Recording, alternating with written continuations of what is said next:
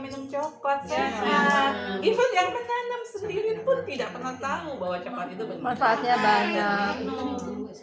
Itu yang menyedihkan sekali. Beda dengan yang ada sebuah daerah tuh Kuna Island di Panama.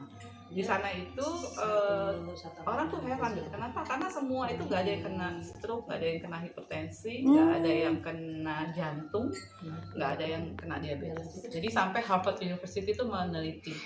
Setelah diteliti sekian lama, hasilnya itu mereka punya kebiasaan yang sama semuanya, yaitu minum coklat. Jadi memang coklat itu diminum adalah cara mengkonsumsi yang paling mudah dan mudah dan bermanfaat. Bermanfaat langsung diserap. Tapi dia udah gagal fokus tuh, bukan untuk kesehatannya tapi enaknya. Karena emang dia enak kan, tapi emang untuk enaknya itu pakai gula, pakai ini, pakai itu, pakai ini. Saya tuh jadi wow gitu, bener-bener ya zat-zat yang pelezat itu banyak banget, tapi jadi aneh rasanya sesungguhnya gitu. Kalau kita balik ke rasa asli juga ini kan udah enak sebenarnya. Ini aja sih udah pakai susu sih, tapi ya itu oke lah gitu. Oh gitu ya. Ini pakai susu. Nanti ada produk yang nggak pakai susu. Itu kalau pagi misalnya minum itu sampai siang tuh nggak lapar. Jadi Ustazah ini sudah tidak mengkonsumsi gula pasir dan terigu gugu. Enggak sih belas enggak. Saya juga masih suka bandel-bandel itu. Cuma istilahnya gini loh, kita tahu itu nggak bagus dan dikurangi. Jadi kita ini aja lah gitu. Membiasakan lidah dulu dong. Iya. Dengan selera yang itu. Iya. Yang penting udah mulai mencoba berusaha. Diet juga ya. Insya Allah. Paling nggak nambah kalau udah seumur kita. Iya benar. Kalau nggak dijaga tuh cepet naiknya. Hipertensi. Pantes gitu kalau belakangan. Ya, insya Allah nanti ada acara Loknas ya pekan depannya lagi pada Allah juga ada acara di Qatar ya, jadi sudah bertemu dengan Ibu Dubes Qatar, beliau juga mau main kemari ya. Mau belajar green living dan sangat cocok dengan produk Barokah ya, karena dia seorang survivor kanker getah bening dan kanker kolon, anaknya autis, orang tuanya Alzheimer. Jadi kemarin kita bertiga ya sama Dokter Aisyah. Dia tuh secara khusus memang sudah sama Dokter Aisyah sekian tahun lah konsultasi. Dan kemarin kita ketemu bertiga tuh dari jam 2 sampai jam 6 sore. Kalau nggak dibatasin maghrib mungkin masih ngobrol dan bikin musik. Kita bikin podcast juga mendadak bertiga itu. Ya alhamdulillah ibu-ibu yang dirahmati Allah, saya bersyukur kepada Allah dalam proses ini semua sesungguhnya mencoba melanjutkan ya, apa yang pernah dimulai di Salimah ya, bagaimana kita mencoba menjadi perempuan yang produktif ya, sebagaimana visi Salimah kan menjadi ormas yang produktif dalam meningkatkan kualitas perempuan, keluarga, anak Indonesia gitu ya. Dan saya selalu mengatakan kepada teman-teman sejak dulu, kita adalah orang yang pertama yang mendapatkan kebaikan dari amal soleh yang kita lakukan di Salimah gitu. Jadi kalau kita ikhlas, insya Allah kita kalau saya bilang Salimah tuh gue banget gitu. Jadi nggak siapa-siapa, kita lah gitu ya akan benar-benar mewujudkan ya cita-cita Salimah itu sendiri gitu, wujud dalam pribadi kita, wujud dalam keluarga kita, wujud dalam masyarakat, bangsa dan umat manusia. Jadi itulah perjuangan yang sejati ya, bukan perjuangan yang cuma bagaimana tampil di depan publik, bagaimana mengemas brand image, bagaimana membuat ini itu gitu. Tapi sesungguhnya kita sangat membutuhkan nilai-nilai Islam gitu ya. Seperti ikan yang membutuhkan air yang jernih ya. Itulah kita gitu, terhadap nilai Islam itu kita membutuhkan ya. Dan itu merupakan tidak bisa dibohongi gitu. Kalau kita kurang zikir itu kita bakal gelisah. Kalau kita kurang peduli sama orang, kita juga bakal nggak nyaman gitu. Itu udah fitrah gitu. Maka Salimah ini sesungguhnya memfasilitasi kita untuk menjadi yang terbaik ya. Menjadi terbaik kan berarti kita mempersiapkan kembali kita kepada Allah. Kita semua akan kembali kepada Allah. Dan kita semua diuji dengan kehidupan kita. Ya, boleh jadi di antara ibu-ibu banyak yang punya masalah dan tidak pernah cerita. Semoga Allah memudahkan apa yang ibu-ibu alami semuanya. Penting kita berada dalam poros kebaikan, ya. Bergandengan tangan dengan orang yang hatinya memang ingin mencari keridhaan Allah, gitu. Nanti Allah akan bukakan semuanya kebaikan. ya apalagi ibu-ibu dengan niat tulus ya untuk berdakwah ya unas ilallah, ingin mengajak manusia kepada Allah ya, dan coba menteladani para dai-dai agung ya yang pernah hidup di masanya. Masya Allah ya, orang-orang yang dengan cinta gitu ya berbuat untuk zamannya, dan sering sekali mereka tidak dimengerti ya. Bahkan dengan kebaikannya itu mendapatkan cemoohan, serangan balik ya, bahkan pembunuhan. Itu kisah-kisah yang biasa bagi para anbiya wal mursalin. Jadi kalau hari ini kita menghadapi tantangan, ujian, cobaan ya, itu hanyalah merupakan satu hal yang patut kita syukuri ya, karena kita berada dalam dakwah yang insyaallah sesuai ya dengan apa yang pernah dicontohkan oleh para anbiya wal mursalin, para siddiqin, para syuhada, para sholihin ya. Masya Allah, jadi inspirasi itulah yang kita terus dapatkan ya. Jadi berada dalam Salimah itu seperti tinggal di samping mata air ya, kalau kita ingin membersihkan lokasi itu, maka itu akan di tempat yang nyaman. Mata air itu sebenarnya sudah ada gitu, itu sudah diberikan oleh Allah ya. Tapi ada mata air yang mungkin tempatnya kotor, berantakan gitu ya, tapi ada mata air yang dibuat indah gitu ya, suasananya menyenangkan sehingga orang banyak yang berdatangan. Pada hakikatnya demikianlah kita dalam mengemas Salimah ini, bagaimana kesungguhan ibu-ibu menghidupkan struktur Salimah, menghidupkan organisasi Salimah ya, sehingga Salimah itu menjadi satu kemasan dakwah yang menarik ya, sehingga perempuan-perempuan berhimpun ya di sekitar kita, mau mengikuti kegiatan kita, program kita, produk kita gitu ya. Insya Allah itu semua adalah wujud dari keberkahan yang Allah berikan. Nah, sesungguhnya seumur hidup kita akan berjuang menjadi manusia seperti itu gitu. Apa yang terus bisa kita lakukan ya?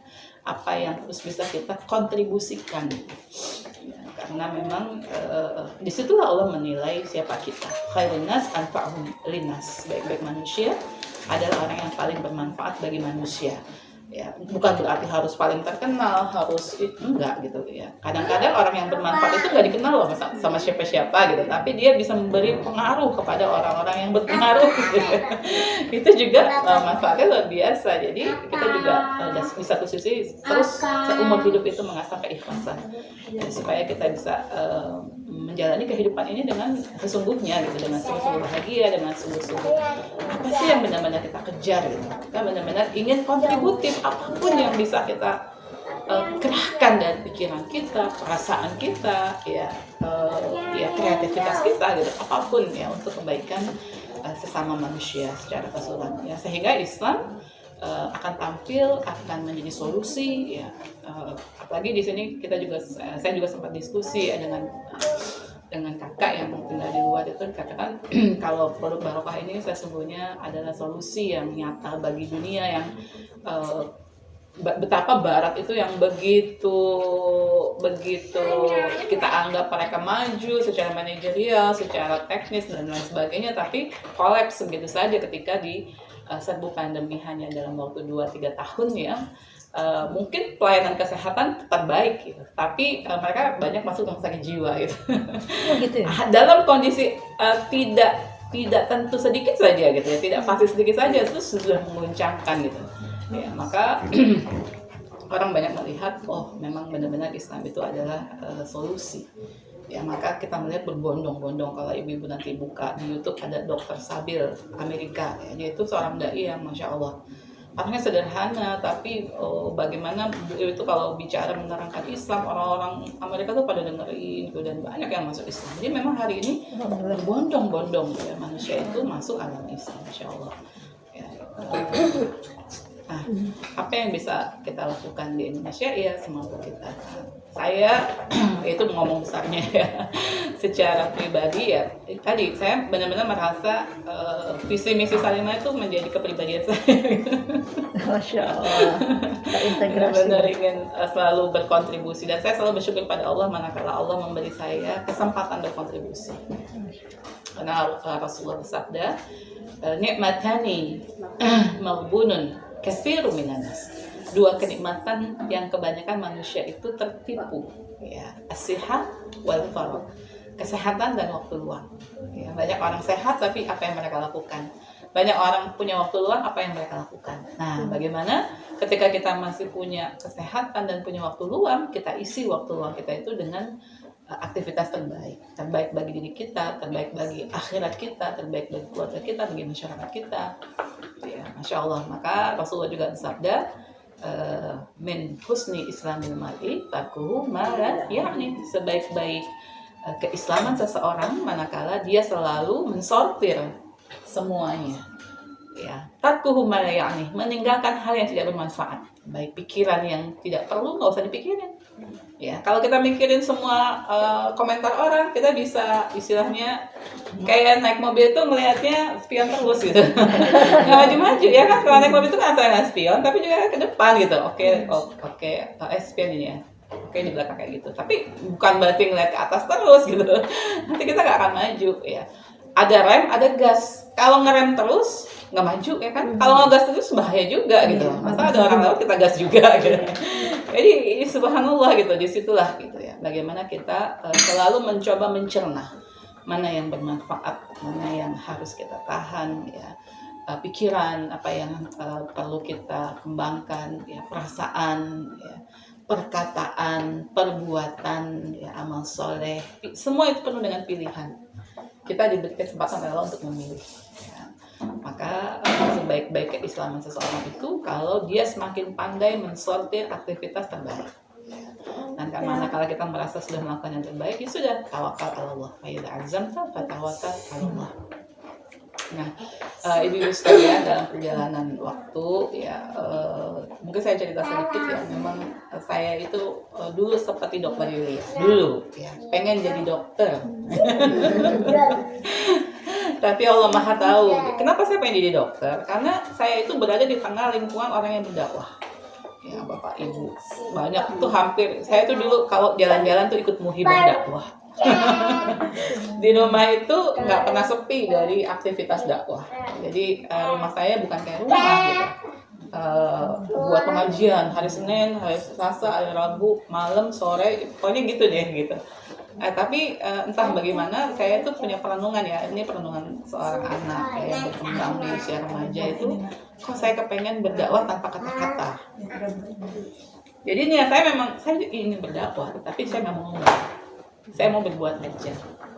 Nah, saya lihat tuh profesi dokter itu sangat memungkinkan untuk itu gitu ya. Udah periksa aja pasien, baik aja sama pasien, orang juga si dokternya pakai jilbab kan gitu, udah berdakwah kan gitu ya. Pikiran saya seperti itu dulu.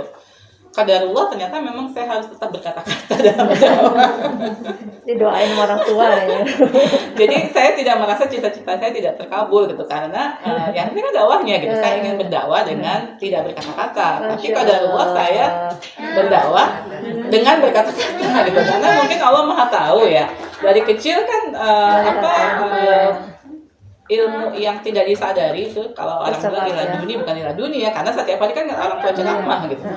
Dari di dalam perut saya diajak ibu saya ceramah gitu kan, udah mendengar dari dalam perut. Allah mungkin Maha tahu, itulah ilmu yang Allah telah berikan padamu gitu, kenapa kamu nggak mau ngomong kan gitu. Saya merenungnya itu gitu, caranya Allah menyadarkan saya, oke, yang penting ya Allah, saya memang terlibat dalam dakwah, insyaallah, alhamdulillah. Tapi catatannya memang saya sangat berminat dalam masalah kesehatan. Ya. Jadi waktu ayah saya SD itu, ayah saya kan diabetes sejak saya lahir. Makanya saya memang ada keturunan diabetes ya. Dan di usia 53 ini gula darah jadi tinggi, kata dokter saya. Iyalah, boleh jadi cadangan insulinmu memang terbatas karena keturunan gitu kan. Jadi sebenarnya sudah menjaga sedemikian rupa, tapi sempat tinggi juga. Ya, jadi sejak lahir tuh ayah saya udah diabetes. Dan tapi ayah saya itu orangnya sangat disiplin, sehingga walaupun dia penderita diabetes seperti orang sehat gitu. Tapi qadarullah ketika usia saya SD itu ayah harus disuntik insulin. Siapa yang bisa nyuntik? Itu nggak ada yang mau kecuali saya. Jadi saya tuh usia SD sampai saya menikah, saya tuh tugas saya tuh nyuntik bapak. Nyuntik sampai pada kelas. Sambil saya bilang saya pengen jadi dokter, Pak. Iya Bapak doain, insya Allah kamu bisa gitu. Pokoknya doa, saya tuh merasa mantap karena doa orang tua gitu. Cuma saya nggak percaya kalau saya tuh nggak jadi dokter gitu.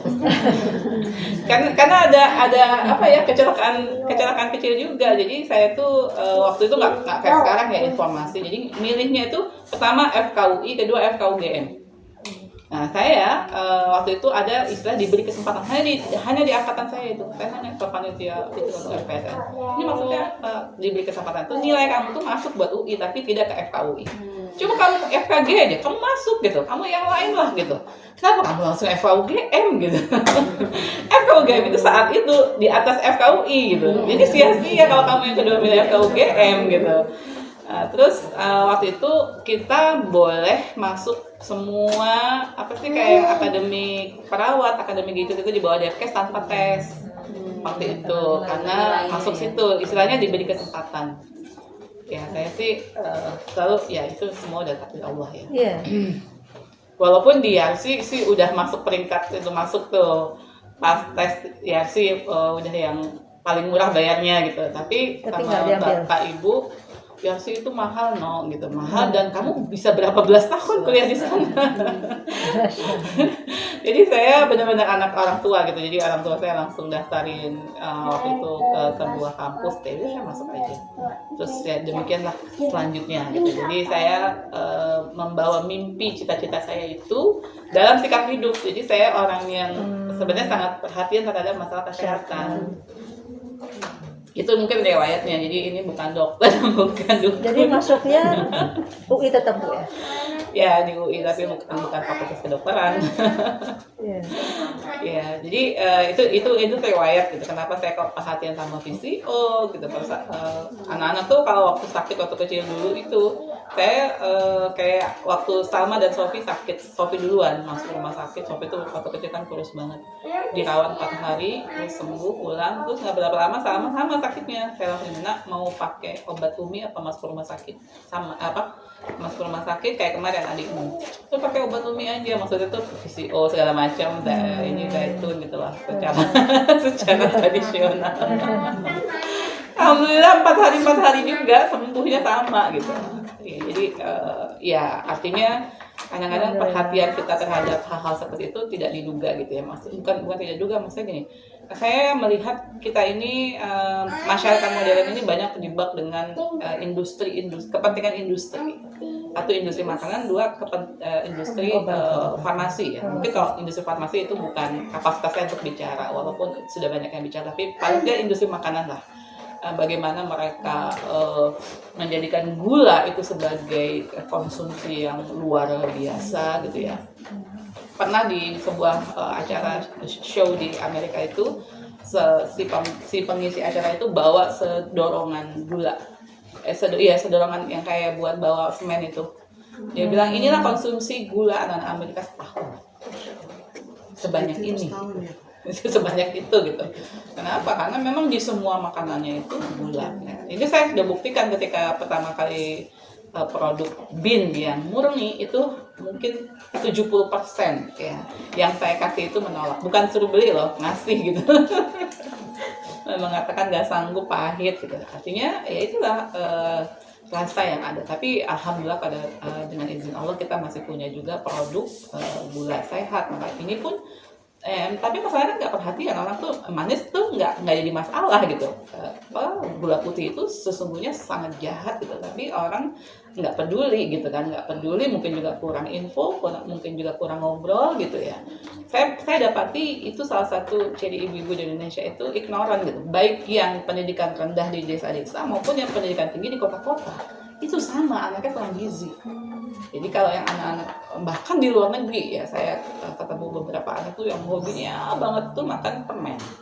Jadi dia nggak pernah lapar karena makan permen terus, udah kenyang kan perutnya. Itu istilahnya orang yang tinggal di luar negeri gitu, kurang ilmu apa gitu. Tapi masih jarang saya dapati ibu yang perhatian. Itu beda banget ketika saya sempat menginap di rumah perempuan Indonesia yang menikah dengan orang Jepang. Itu Masya Allah gitu, bagaimana dia memperhatikan kualitas makanan anaknya itu. Itu anaknya ada yang masih kecil gini, setiap habis makan semuanya minum teh. hijau yang tidak pakai gula. Harus minum. Karena apa? Itu untuk melunturkan lemak. Jadi gula itu nggak pernah dipakai sama mereka. Minuman di pinggir jalan itu semua minuman tak bergula. Teh kita kan teh botol gulanya itu enggak. Jadi memang itu salah satu. Belum lagi yang lain-lain. Nah, ini memang sangat menarik kalau bagi saya itu wow gitu. Dan ternyata kalau kita lebih jauh lagi sebagai seorang dai ini juga tentang Ghazul Fikri. Ini tentang bagaimana kita diserang oleh musuh kita dengan berbagai cara.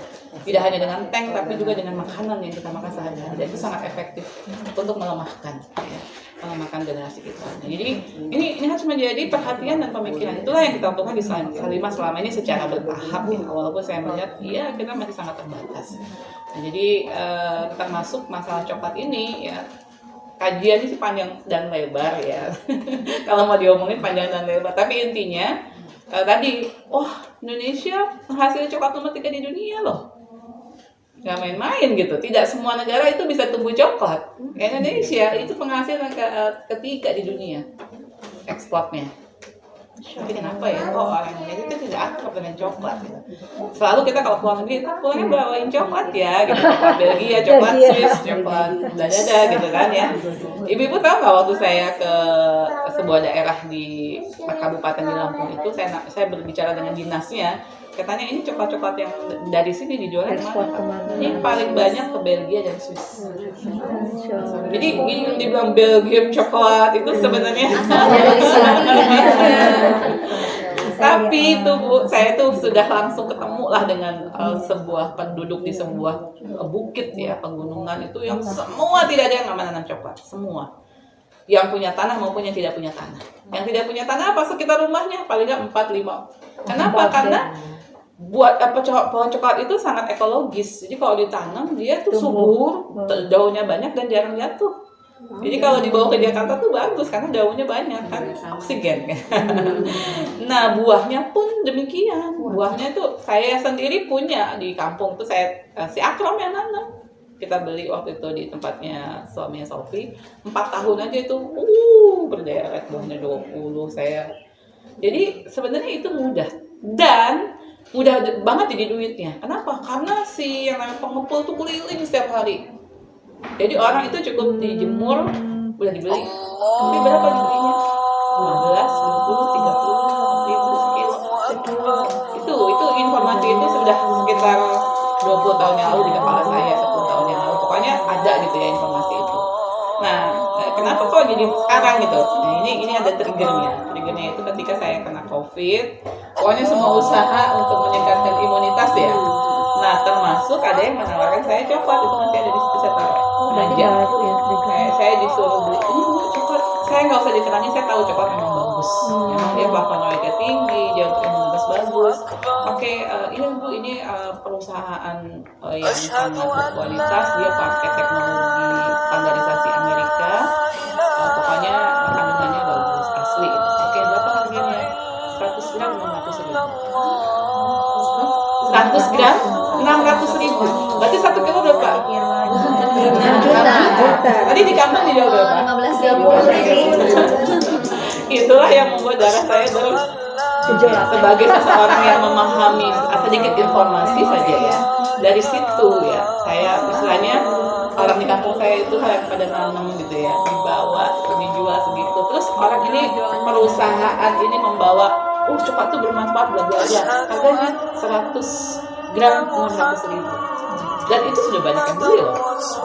Memang itulah worth-nya gitu, itulah nilainya. Kan banyak ya produk-produk kesehatan yang harganya segitu itu biasa gitu ya. Ini bagus kok, iya memang bagus. Tapi dalam hati ya nggak harus segitu lah gitu. Kalau kita sadar gitu. Makanya salah satu saya tuh aktivitasnya jadi macam-macam. Ke kampung itu ngomong sama orang kampung, please deh jangan dijual semua. Ayo Bu, udah gimana caranya? Makanya jadi ini nih, coklat bersalut aren. Yang mereka dia makan coklatnya, aren gula putih yang nggak boleh sih bang, aren oke. Aren bagus. Gula putih yang nggak boleh. Jadi mereka bikin itu. Yang sekampung ini mau bikin mau jual silakan. Saya cuma ngasih informasi. Kenapa saya pengen rakyat juga sehat dengan harga yang terjangkau. Orang di rumahnya ada pohon, dijual 30 konsumsi sendiri. buat bayar listrik. Tapi kamu sakit ke rumah sakit 1 juta, 2 juta, 30 juta ketika jantung ya. Itu kan Masya Allah gitu. Sementara kalau dia konsumsi itu setiap hari, itu bisa menghindarkan, bahkan untuk menghindarkan pikun. Masya Allah gitu. Bisa menjadi pengganti Katanya rasa bisa nggak? itu loh, biar kepalan sebenarnya. Nah, Masya Allah. jadi kalau bangun malam jam 3 itu sholat tinggalnya ya sholat nanti ngajinya tuh clear. Jadi itu masih ada loh ibu. Saya tuh langsung saya beli dua-duanya saya beli. Jadi yang satu tuh Biar ibu bisa pernah megang ya. yang satu Yang itu 600.000. iya yang satu Yang 1 juta. 1 kilo. Jadi yang 600.000 itu yang bubuk, yang sebelahnya itu yang disaset Bu, dua-duanya tuh Bu Flokmal itu. Mohon maaf ya ini menyebut, ini kan karena terbatas ya, saya bukan. Kalau yang satunya itu 1 juta harganya. Dia 3, itu 600.000, itu 100 gram. Itu kayak kitab ya. 100 gram. Yang Bubuk, begini bu. iya. Satu udah sedikit. Yang kayak saya jual, saya jualnya 40.000. 40.000 pun udah pakai reseller. Masya Allah. Nah ini dikasih apa stevia, jadi dia agak manis, tapi itu cuma Ini 3,5 ada gram. pemanisnya. Even untuk minuman dia nggak bisa gitu, makanya dia nyuruhnya ditaruh di mulut ya, saking sedikitnya. Sedikit. Dia mood. Iya diginiin, tapi saya nyoba gitu batuk saya langsung masuk hidung. Ya, tapi artinya gitu ya. Ini merupakan evidence, bukti bahwa memang coklat itu milik kita. Masalahnya itu loh. Kalau dia cuman ada di Afrika mungkin beda cerita ya. Ini ada di depan mata kita gitu. Dan di depan mata kita juga dibawa ke luar negeri gitu. Lalu rakyat kita pada sakit, masalahnya itu. Coba tanya, yang jantungan itu orang kota aja apa orang kampung juga? Orang kota, kampung semua. Ujungnya tuh sama, kita tuh degeneratif. Semua, hampir semua diabetes, hipertensi, jantung, ujung-ujungnya stroke, ya kan? Kita di mana-mana gitu nggak orang stroke gitu. Itu kan kualitas umat. Jadi info ini bisnisnya saya bukannya cuma mau bisnis tuh, Bu Nurul sekarang bisnis orang. Itu cuma nomor ke 95. Tapi nomor satunya itu tadi sih Allah memberi kesempatan untuk memberi manfaat. Jadi buktinya saya di kampung yang ini tuh saya maksudnya semua mau niru saya silakan. Saya malah seneng. Bikinlah untuk orang-orang di kampung gitu, jual untuk orang di kampung nggak masalah gitu. Tapi Allah juga pertemukan saya dengan hal-hal lain gitu yang saya juga tetap bisa kemudian ya karena kegiatan sosial kan perlu putaran dana juga gitu. Nah qadarullah ya ada bertemu dengan yang benar-benar punya perkebunan coklat di sebuah daerah dan dia bersertifikasi organik non GMO. Wah itu langsung saya alhamdulillah bergandengan tangan bisa membuat produk yang ini sebentar lagi jadi lagi diproses. Dari Lampung juga Bu. Lain. Jadi ketika kita istilahnya sudah berenang gitu, akhirnya kita bisa mendapatkan macam-macam gitu. Saya merasakan itu. Dan saya juga melihat ya tadi yang penting kita udah berdoa sama Allah. Semuanya rezeki itu dari Allah. Kita cuma Allah saya ingin memberi manfaat gitu. Maka ya udah tuh gitu. Dan iya, alhamdulillah itu sangat membuat kita bersyukur kepada alhamdulillah Allah. Terus ketemu tuh kemarin ada ikhwah kita ya senior ya, yang memang dia nggak bersama kita lagi tapi sangat berjasa di awal-awal itu. Ketemu sama suami ikhwah itu dia bilang doain ya istri saya udah parah diabetes. Kita udah nih kita kirimin coklat, jadi coklat macam-macam kita kirim. Itu sebulan yang lalu. Ya. Kemarin telepon itu, saya mau beli dong gitu. Itu saya suka banget gitu. Jadi ternyata itu suka banget, dia suka banget coklat. Ya tentu ada progres lah. Gitu. Dia tuh sebenarnya hobinya coklat. Tapi kan coklat yang ada selama ini coklat yang bikin sakit ya. Jadi ketemu rasa coklat, saya dikasih obat rasa yang dia suka gitu. Itu yang gitu itu yang bikin alhamdulillah. Ya, belum lagi kalau saya cerita testimoni ya, Masya Allah banyak banget ya testimoni termasuk ya dalam perjalanan saya juga sampai ada di titik nol gitu, dimana saya kayak kecil hati banget, ya Allah kok kebanyakan orang nggak bisa nerima ya produk ini. Itu ketika masih mood nih tadi ya, sehingga memaksa saya akhirnya ya udahlah realistis lah gitu, harus memperkaya jenisnya gitu ya. Mix dengan Tapi yang alhamdulillah Bu Yulia termasuk yang memberikan dukungan. Nah yang paling heboh mendukung saya itu Dokter Aisyah. Itu Dokter Aisyah, teman sebangku saya sejak SMA 36 tahun yang lalu. Emang sohib lah pokoknya. Alhamdulillah ya. Ya pernah juga ngaji. Ini juga udah, oh kita ngaji lagi ya. Dan kita ngaji lagi sekarang. Tapi kan mungkin karakternya beda ya. Ya paling seminggu sekali, apa sebulan sekali gitu diskusi lah. SMA mana Bu kalau boleh? Al-Azhar. Al-Azhar. Saya SMA Al-Azhar. Al-Azhar pusat dulu belum ada Al-Azhar yang lain. Iya, SMA Al-Azhar ya. Jadi saya itu di kelas 1 Ledia Hanifah, ibu alok kita masuk, dia dikeluarin dari SMA 68 karena dia pakai jilbab, kan nggak boleh waktu itu SMA negeri. Kenapa kamu pakai jilbab dia? Ya kan wajibnya ada dalam surat Al-Azhar. Oh gitu ya. Itu kelas 1 semester 1. Kelas 1 semester 2 saya pakai. Ketika saya pakai rada heboh tuh gitu. Karena mungkin saya dianggap anak gaul lah gitu di SMA. Aisyah juga anak gaul gitu, dia langsung, lu kenapa pakai jilbab gitu. Wah, akhirnya dia seperti termagnet. Nah, kelas 2 kita sama-sama sekelas, duduk sebangku, nggak berapa lama dia pakai jilbab. Jadi saya ketularannya dia, ya alhamdulillah dengan izin Allah nularin ke Aisyah. Ya udah sejak itu terus ya bersahabat gitu. Masya Allah. Kita tuh dulu benar-benar sohib dan rasa itu sampai sekarang karena memang Aisyah itu adalah perempuan yang hatinya itu bersih, nggak pernah iri dengki, itu masya Allah gitu. Jadi saya tuh merasa nyaman gitu sama bertahun-tahun, berpuluh tahun itu nggak ada perubahan dalam hidupnya, terus dalam kebaikan. Makanya Allah juga beri kesempatan seperti itu ya. Ya, jadi itu yang istilahnya langsung benar-benar ya kita tuh benar-benar hati gitu ya. Termasuk ketika saya kirim, saya tuh kan ingat dia punya banyak pasien narkoba. Dia bilang saya mungkin buat pasien-pasien tuh cocok kali. Dia sendiri yang belum ngasih ke pasien, dia sendiri yang makan. Waktu itu jadi habis COVID. Masya Allah, heboh banget deh, pokoknya paling heboh. Udah habis gitu, makanya aku suka banget gitu kan. Udah rame, langsung kita podcast katanya. Masih yang pahit, masih yang belum Iya. Biji, terus sama yang bubuk, tapi saya udah kasih aren, jadi bubuk sama aren aja. Ya Allah, dia mah orangnya ya istilahnya, baru ngeliat aja, kelihatannya enak banget. Belum minum udah ngomong, kelihatannya enak banget. Tapi ketika dia minum, wah memang enak banget. Nah, habis itu podcast, ya dia kan orang medis gitu kan, jadi bisa juga nyambungin dan tapi dia highlightnya coklat untuk meriliskan stres. Jadi itu sangat bagus ya. Makanya kalau kata kakak saya juga, ini memang benar-benar solusi buat orang di zaman ini. Kenapa? Karena COVID baru selesai, tapi jangan kira loh penyakit mental health itu justru nggak kelihatan, tapi banyak banget orang stres karena kehilangan pekerjaan, kehilangan keluarga gitu. Jadi sesungguhnya banyak orang stres. Nah kalau kata Aisyah, dia di samping olah pikiran juga harus dibantu dengan makanan. Makanya kamu stres makan aja, tapi makan coklat.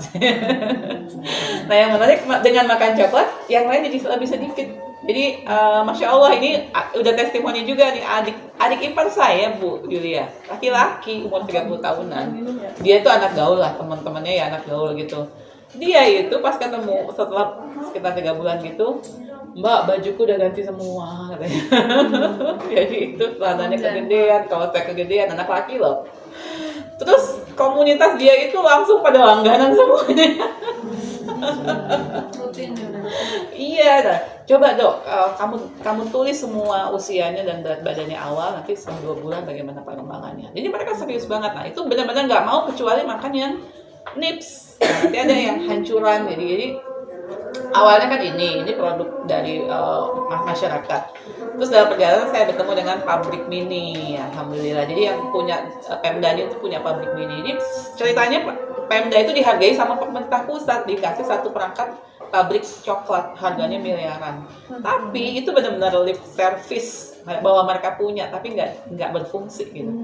Jadi di situ saya maklun, jadi saya bikin pakai resep saya dibuatin sama mereka. Nah, itu awalnya. Tapi setelah itu saya ketemu lagi dengan pihak lain. Jadi udah ada kalau kayak saya maksud kan ada banyak vendor ya. Vendor itu udah banyak. Saya sengaja jangan di satu basket ya. nanti ketergantungan yang membahayakan gitu. Jadi harus di beberapa tempat untuk bisa jalan terus gitu ininya usaha ini. Nah, jadi nips itu produk hancuran awal. Kalau di pabrik dia awal dimasukin ke alat tuh jadi nips. Nips itu hancur dan terpisah dari kulit. Terus dia terpanggang di roasting, tergantung kita mau berapa, mau 70 derajat kah, mau 100 derajat kah, itu tergantung kita mau berapa lama, itu diatur sama mesinnya itu. Itu kalau pabrikan. Nah, kalau ibu ketemu bentuk ini whole beans ya, whole nips namanya atau beans, ini nggak bisa kecuali pakai manual. Jadi yang ngerjain memang tangan ya. Makanya jarang banget yang bisa jual seperti ini. Ini khas ya. Dan sangat mahal. Sangat mahal. Saya makan itu sejak 20 tahun yang lalu dan saya dapatnya kalau dikirim dari Jerman. Kalau nggak dikirim, kalau itu saya belum tahu ya di Indonesia gimana. Nggak tahu juga kalau tumbuh di Indonesia gitu kan. Selalu nunggu kiriman dari kakak. Mana aku suka banget tuh yang ini yang whole beans-nya. Nggak ada yang jual lagi gitu. Jadi yang jual kayak gitu juga jarang. Gitu.